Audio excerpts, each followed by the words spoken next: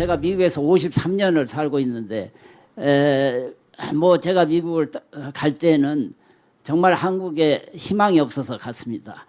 그런데 기적적으로 여러 가지 이제 경제적인 부흥 뭐 이렇게 해가지고 지금은 굉장히 한국 사람이라는 것이 굉장히 자랑스럽고 미국의 인류 대학 하버드 같은 대학에서도 보면은 한국 사람이 미국에서 0.03%인데 하버드 입학생의 6%가 한국계 학생이에요.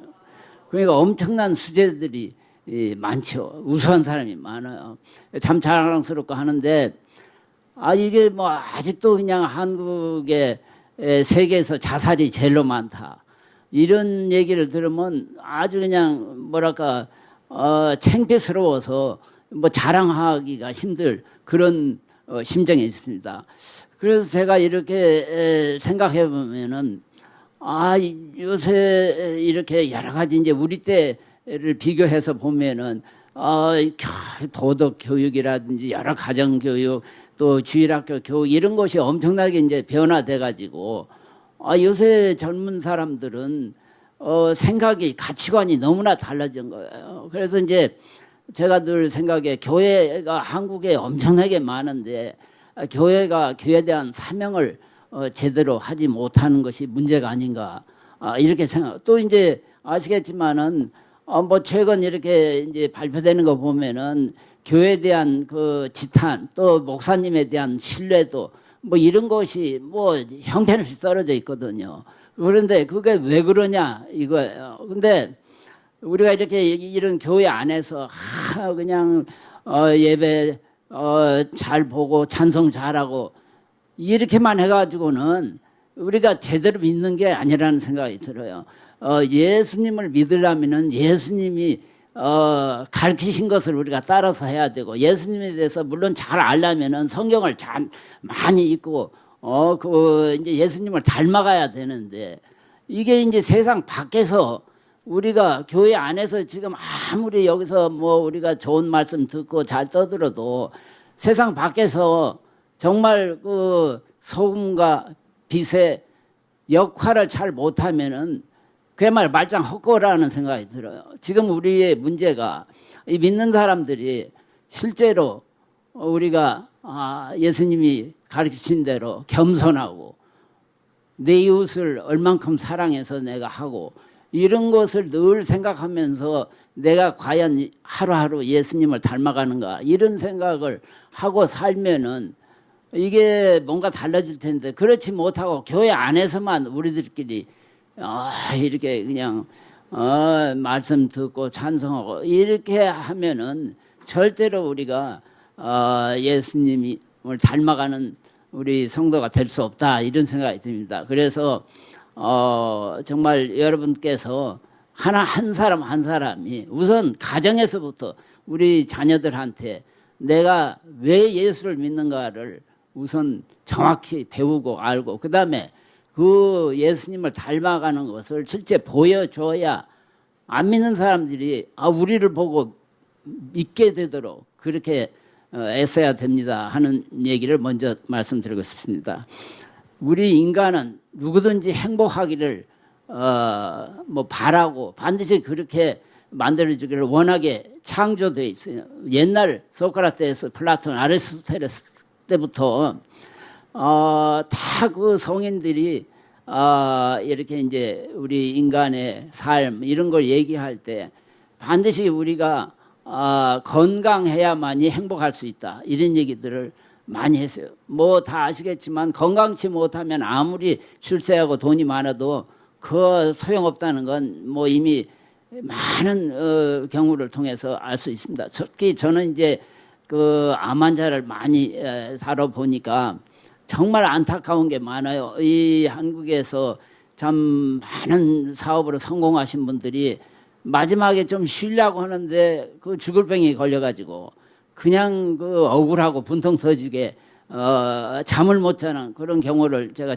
옆에서 많이 보면은 정말로 이 참 건강이 얼마나 중요하다는 걸 뼈저리게 느끼는데 우리 몸은 우리 인간은 반드시 죽게끔 하나님이 만들어 놨어요. 그 그래서 지금 뭐 왜 죽는가 하는 걸 다 연구해서 그걸 예방하는 약도 다 나와 있어요. 그래도 우리가 130년 이상은 살 수가 없게끔 돼 있어요. 그리고 이제 무엇보다도 육체는 이렇게 뭐 살 수 있을지 몰라도 아까 목사님도 말씀하셨지만은 우리 몸은 육체와 이 정신, 마음 그리고 또 영혼 이게 합해서 건강해야 이게 이제 건강하다. 이제 그게 안전해야 건강하다. 그래서 지금 세계보건기구에서도 그 건강의 정의가 그 육체만이 아니라 이런 정신적 그리고 또 한 사회적 그러니까 남과 같이 못 지내는 사람은 그 건강치 못한 거예요. 그리고 이렇게 이제 그러니까 자기만 뭐 잘 먹고 잘 살면 그건 건강치 못한 거예요. 그 정의에 따르면. 그리고 육체가 아무리 건강해도 정신이 나쁜 생각을 한다든지 이러면은 그 사람도 건강치 못한 거예요.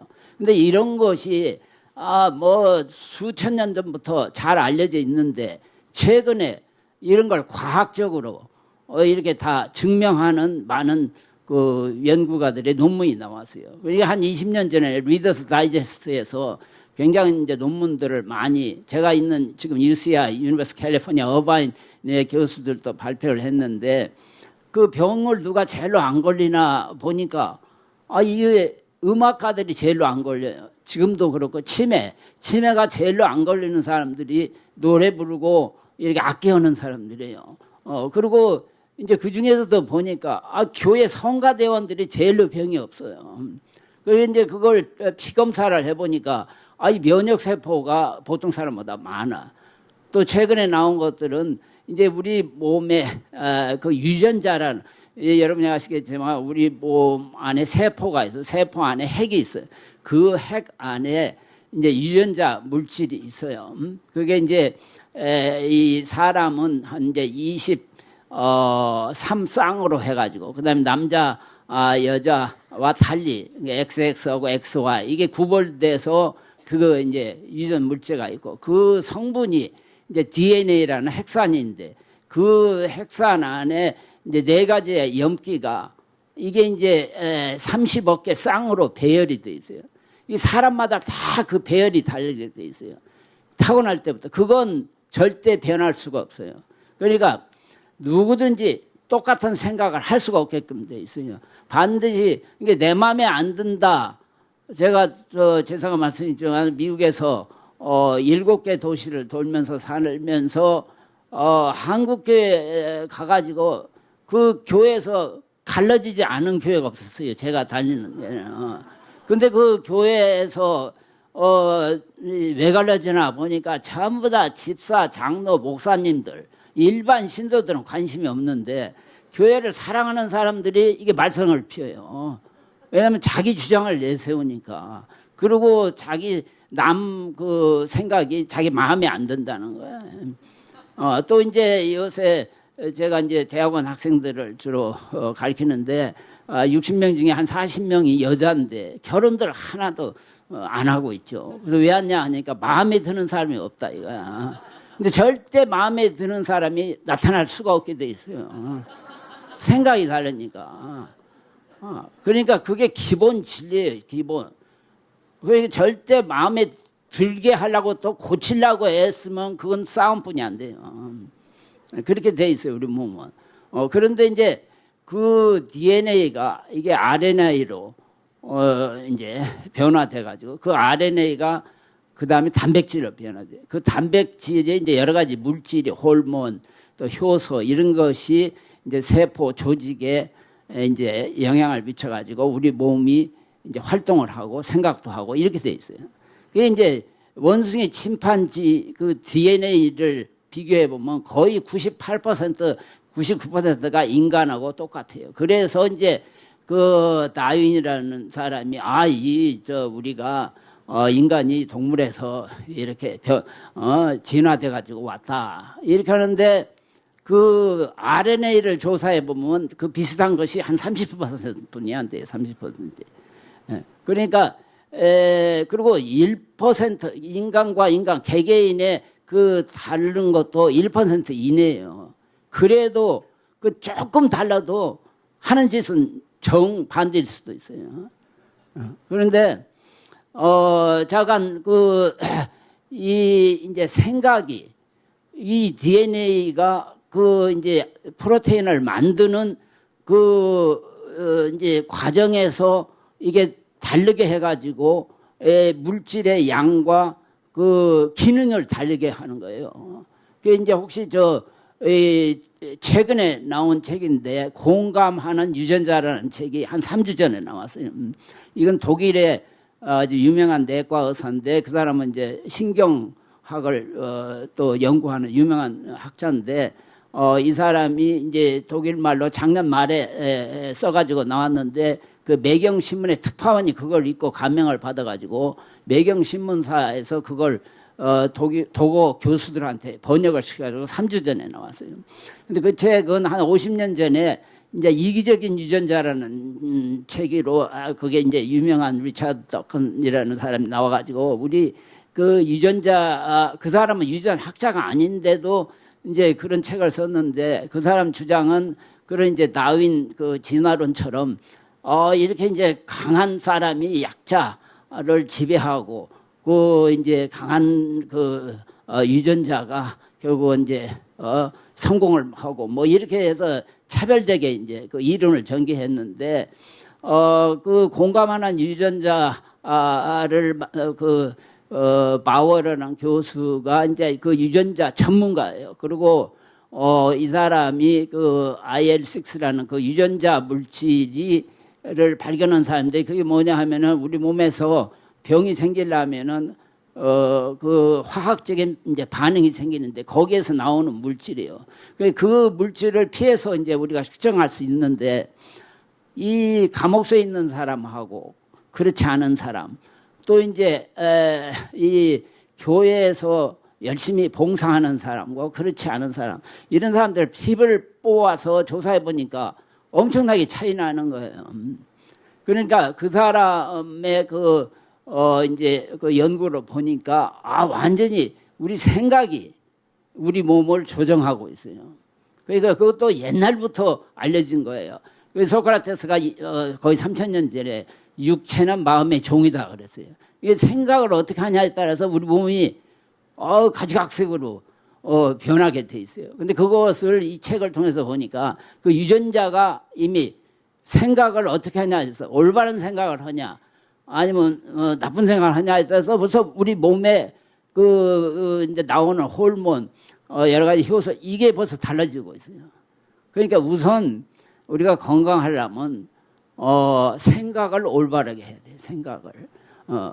그리고 그 공감하는 유전자라는 제목을 쓴 이유는 인간만이 다른 사람의 감정에 이렇게 동조해요. 인간만이. 동물은 그렇게 안 된다는 거예요. 그러니까 남이 슬프면 자기도 슬퍼지고 남이 기쁘면 남이 기뻐지고 남이 성공하면 자기도 성공할 수 있고 이것이 그 유전자 연구를 해보니까 아주 그게 과학적으로 맞는 거예요. 그러니까 여러분 중에서도 이렇게 건강하고 행복하려면 그런 옆에 친구들이 있어야 돼. 그러니까 이제 매년 그 행복에 대해서 하버드라든지 이런 데서 연구한 거 나와보면 제일 중요한 것이 우리가 건강을 유지하는 게 좋은 것이 좋은 친구가 있냐 없냐. 그게 제일 중요하다. 그게 바로 이번 유전자 연구하는 책에서 발표가 된 거예요.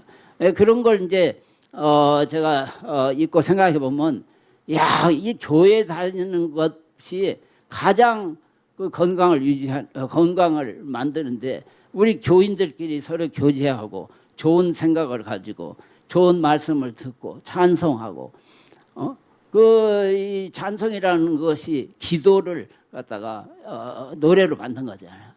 그러니까 이 기도를 통해서 이 기적적인 일이 일어난다고요. 이제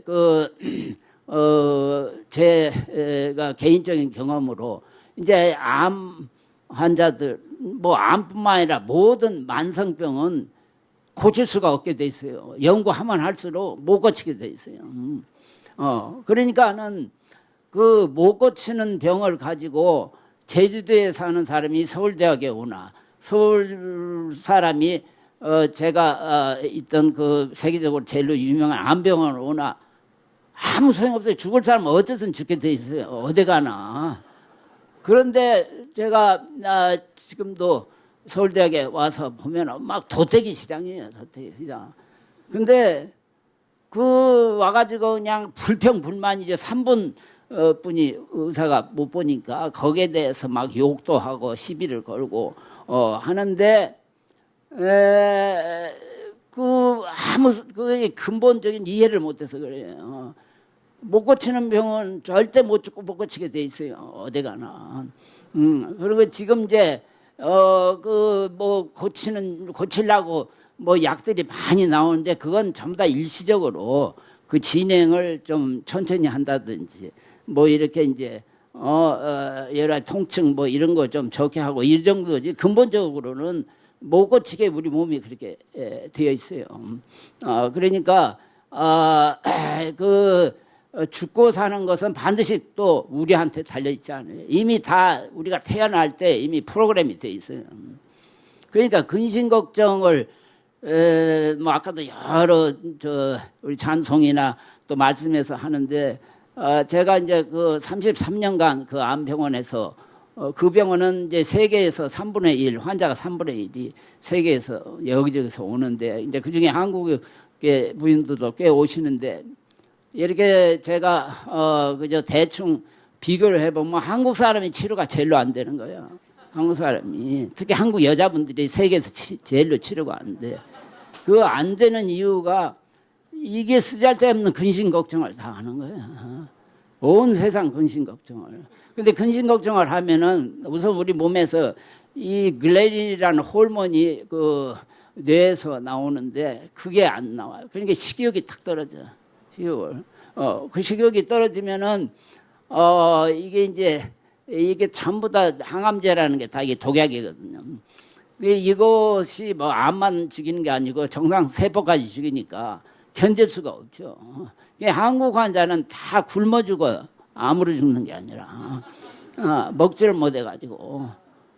근데 똑같은 치료를 해도 서양 사람들은 안 그래요. 서양 사람들은 우선 이렇게 이제 의사 말을 잘 들어요. 그러니까 이제 예를 들면은 이렇게 한국에서 오신 분들은 대개 1차 치료가 실패해서 오시잖아요. 그러면은 이제 대개 실험약이나 그다음에 2차 약, 3차 약을 쓰는데 그 모든 약이 모든 약이 지금 현재 나와 있는 것이 잘 들어봐야 반절뿐이 안 들어요. 그 일반적으로는 대 20-30%뿐이 안 들어요. 근데 왜 안 듣냐 하는 건 아무도 몰라요, 지금. 의사들이 약을 쓸 때 이게 들을까 안 들을까를 알고 쓰는 사람 하나도 없어요. 그런데 한국 의사들은 이상스럽게 그 죽고 사는 것을 잘 아는 것처럼 딱 당신 3년뿐이 못 살아, 4년뿐이 못 살아. 그리고 뭐 약을 줄 때도 이 약 먹으면 뭐 들어, 안 들어 이렇게 딱 얘기하는데 미국 의사들은 한 사람도 그런 사람 없어요. 그러니까 약을 주면서 이게 들을 것이 얼마입니까? 뭐 이렇게 물어보면은 통계적으로 한 20-30%뿐이 안 드립니다. 이렇게는 얘기할 수 있어요. 그리고 이제 특히 암에는 이제 약이 많아요. 왜냐하면 기전이 복잡하니까. 그래서 이제 그 약을 되게 5가지 이상 쓰면은 어느 정도 암이 이게 조정이 돼. 그러나 5가지 쓰면 사람이 죽어버려요. 그래서 되게 2-3가지뿐이 못해. 그러니까 한 10가지 중에서 2-3가지를 골라 잡아라 이렇게 얘기한다고. 환자한테. 그러니까 환자들은 그 소리 듣고 무슨 저런 개 같은 소리가 다 있나. 제가 옆에서 도와주다가 이제 설명을 하죠. 이게 사실은 잘 모르니까 이 중에 2가지를 골라 잡아야 된다.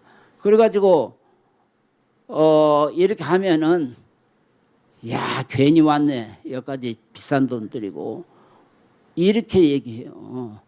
근데 똑같은 얘기를 서양 사람들 하면은 이야 신나가지고 이게 실험약은 100명 중에 하나가 들어요. 1%. 그러니까 1% 이제 실험약을 쓰는데 이거 1%뿐이 안 된다면 한국 환자들은 얼굴 색깔이 확 그 자리에서 변해버려요. 근데 미국 사람 똑같은 얘기인데도 막 1% 되면 좋아 죽어요. 그 안에 자기가 들어간다고 딱 생각을 하는 거예요. 그렇게 달라요. 그 믿음이라는 게 우리가 히브리서 11장 1절에도 보면은 이 바라는 것의 실상하고 보이지 않는 것의 증거다. 그래서 그게 우리가 하나님을 보이지도 않고 만질 수 없는데 어떻게 잘 믿어? 근데 그 히브리서 11장 27절에 보면은 모세가 하나님이 마치 내 앞에 서 있는 것처럼 그렇게 생각을 하고 믿었다 하는 말씀이 있어요. 바로 그렇게 믿어야 돼요. 우리가 늘 옆에 예수님이 계시는 것처럼 생각을 해요. 생각을. 그렇게 해서 믿어야 그걸 닮아가고 조심스러워하고 그 예수님의 향기를 낼 수 있게 되어 있어요. 근데 이제 지금 뭐 암은 사실은 좋은 병이에요. 병 중에 진짜 나쁜 병이 이런 치매라든지 또 이제 뭐 이 뇌의 퇴행성 변화라는 게 엄청나게 많아요. 병이. 근데 우리 몸 안에 세포가 대개 한 100조 개 있어요. 뇌 안에는 한 1조 개 있는데 그중에 이제 1000억 개가 이게 신경세포예요. 이것이 약 10,000개 세포하고 이 전기줄처럼 연결되어 있어요. 우리 몸은 이게 전자 회로로 쌓인 거예요. 회로. 그래가지고 이게 뭐 이 손가락 발가락에 찔리고 그러면 금방 뇌로 오게 돼 있어요. 그리고 우리 뇌가 이게 1.2kg, 이 전체 몸무게 2~3%뿐이 안 되는데도 우리 이 몸의 피의 25%를 뇌에서 쓰고 있어요. 그 엄청난 일을 많이 해, 뇌가. 그러니까 우리 뇌가 창조됐을 때는 약 30개의 외국어를 할 수 있는 능력이 있어요. 그리고 박사학위를 15개 할 수 있는 능력이 있어요. 근데 우리가 개발을 안 해서 그런 거예요. 그 구라파에 가면은 외국어를 10개 정도 하는 사람 많이 있어요. 제가 많이 봤으니까. 그런데 이제 우리 뭐 뇌에서 그렇게 하기 위해서 뭐 도파민이나 세로토닌 뭐 이런 이제 여러 가지 그 물질들이 나와. 근데 이게 많아도 걱정, 적어도 걱정. 우리 몸은 창조됐을 때 하나님이 묘하게 그 나쁜 물질하고 좋은 물질하고 다 만들어 놨어요. 우리 몸에. 그것이 서로 견제하게끔 만들어 놨어요. 현재. 이 암을 일으키는 물질이 우리 몸 안에 있어요. 또 암을 억제하는 물질이 우리 몸에 있어요. 이것이 서로 견제해. 근데 무슨 이유로든지 특히 이제 스트레스를 받으면 평행선이 깨지게 돼 있어요. 그러니까 암을 일으키는 물질이 많아지든지 암을 억제하는 물질이 적어지든지 하면 암이 되는 거예요. 그래서 이제 치료를 하면은 이 밸런스가 점점 이렇게 이제 제자리로 돌아가려고 하는 거예요. 그게 이제 기적이라는 거. 이제 암 환자 중에 특히 한국 암 환자 중에 한 5년 암 치료를 하면은 지겨워가지고 이제 더 이상 치료 못 하겠다는 사람.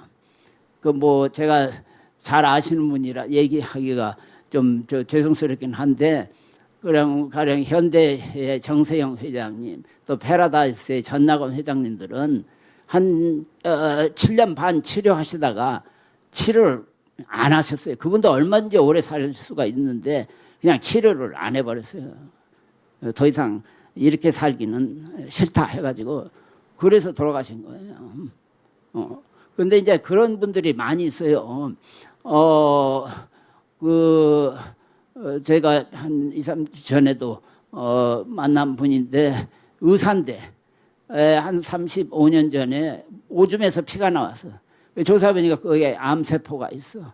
서울대학에서 조사해도 어디서 왔는지 몰라서 이제 미국에 제가 있는 병원을 와서 거기서 조사해도 알 수가 없어. 그러니까 이제 거기 전부 다 이건 오줌에서 나왔으니까 뭐 신장 뭐 이런 요도 아니면 방광 이런 그거 다 떼어내자 그랬어요.